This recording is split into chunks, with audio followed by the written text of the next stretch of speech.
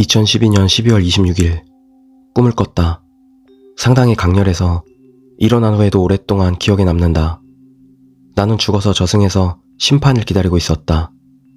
배경은 어둡고 검붉은 색감이었지만 어디선가 조명이 있어서 사람들이나 사물은 충분히 분간할 수 있을 정도로 밝은 곳이었다. 나와 비슷한 시기에 죽은 다른 사람들도 심판을 기다리고 있었다. 재판은 호명되는 사람이 앞으로 나가 염라대왕 앞에서 한 명씩 그동안 살아온 인생을 평가를 받고 그 자리에서 판결을 받는데, 대강당 같은 오픈된 곳이라 뒤에서 대기하고 있는 사람들도 재판의 진행 과정을 다 보고 있는 곳이었다. 누구는 판결 후 다른 재판장으로 가거나 누구는 그 자리에서 지옥으로 끌려가는 광경을 구경하는 거다. 재판을 보며 기다리는 사람들은 두려울 수밖에 없는 그런 분위기. 중죄인들은 자리에 서자마자 대형 스크린에 살아생전했던 온갖 행위들이 하이라이트로 뜨기 시작하고 그 사람으로 인해 고통받은 사람들의 모습도 비춰준다. 혹여라도 재판 중 자신이 저지른 죄에 대해 반성하는 척이나 거짓말을 하려고 하면 주위에 있는 안내원들이 당신은 육신에서 벗어났기에 심층 심리 영역에 들어온 것입니다. 이곳에서 거짓말을 하는 것은 불가능합니다. 그래서 거짓말이 불가능한 곳이라 진심으로 반성하는 경우에는 어느 정도 벌이 경감이 되거나 정상 참작도 되는 것 같았다. 그런데 태생부터 나쁜 인간은 변명도 듣기 전에 곧바로 지옥 아래로 떨어졌다. 드디어 내 이름이 호명이 되었고 염라대왕 앞에 서게 되었다. 내가 앞에 서자 염라대왕 앞에 내 이름이 붙어있는 서류철이 나타나고 스크린에 영상들이 뜨기 시작하는데, 어린 시절부터 죽기 전까지 하이라이트들만 편집돼서 빠르게 보여준다. 남한테 피해주는 경우는 거의 없었고 다른 사람들의 목숨을 구해주거나 도와주는 경우가 많았다. 염라대왕이 너는 네가 가지고 태어난 외모와 달리 무력이 없어서 선행을 많이 했구나. 너로 인해 목숨을 건진 사람들도 있으니 더 좋을 수는 없다. 의외로다. 나름 칭찬을 들어 극락행을 확신하고 있었는데 뒤에서 누군가가 갑자기 벌떡 일어나 아니에요. 쟤 진짜 나쁜 놈이에요. 여자들을 얼마나 많이 후리고 다녔는지 그것 좀 봐주세요. 너 때문에 얼마나 힘들었는 줄 아냐? 쟨 뭐야 하면서 뒤돌아보니 오래전 여친이었다. 아니, 그냥 평범하게 깨진 거였잖아. 왜 이제 와서 그래?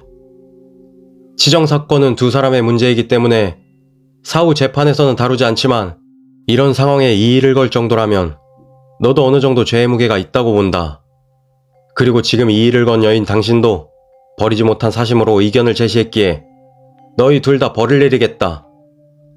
옛날 여친은 판결이 떨어지자마자 끌려갔고 코앞에서 극락행을 놓친 나는 너무 억울해서 말도 못하고 끌려가는데, 염라대왕이 그녀는 네가 남긴 업이다.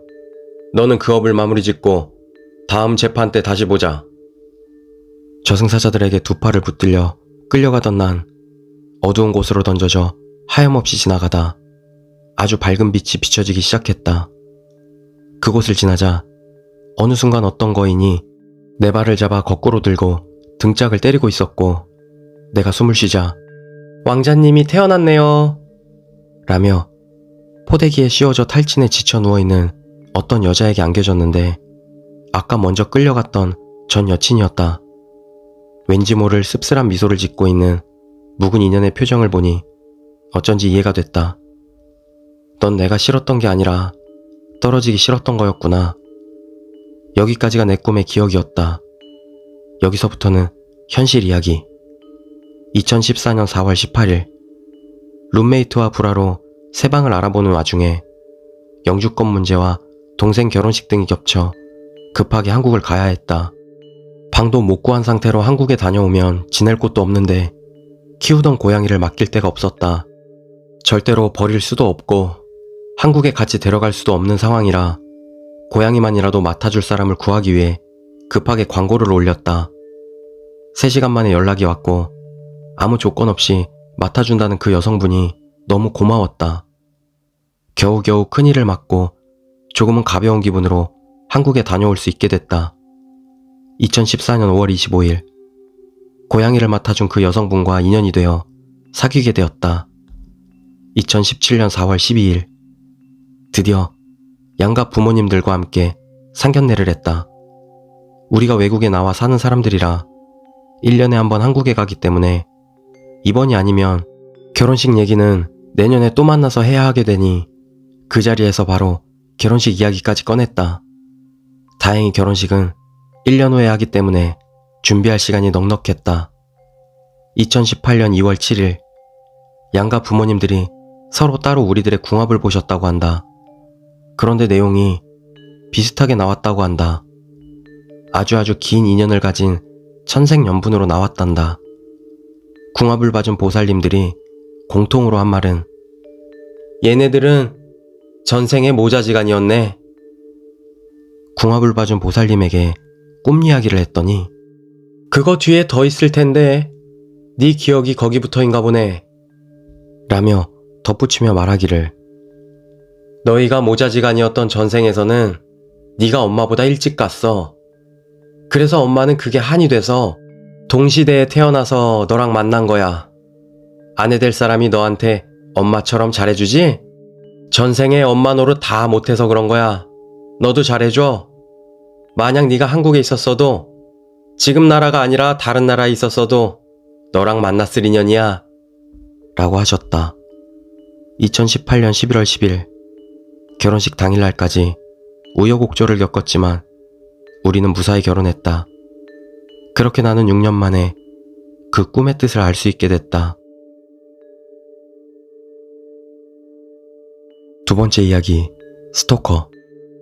오늘도 또 상사에게 야단 맞았다. 직장 동료 사이에서 상당히 평판이 나쁜 대머리다. 날 스토킹하는 범인이 그 녀석이 아닐까? 이런 생각을 하면서 귀가했다. 집이라 해도 거실, 주방, 그리고 침실에 싸구려 아파트, 창문도 거실에 밖에 없다. 뭐 그만큼 싸니까. 현관 열쇠를 열고 들어가 불을 켜곤 깜짝 놀랐다.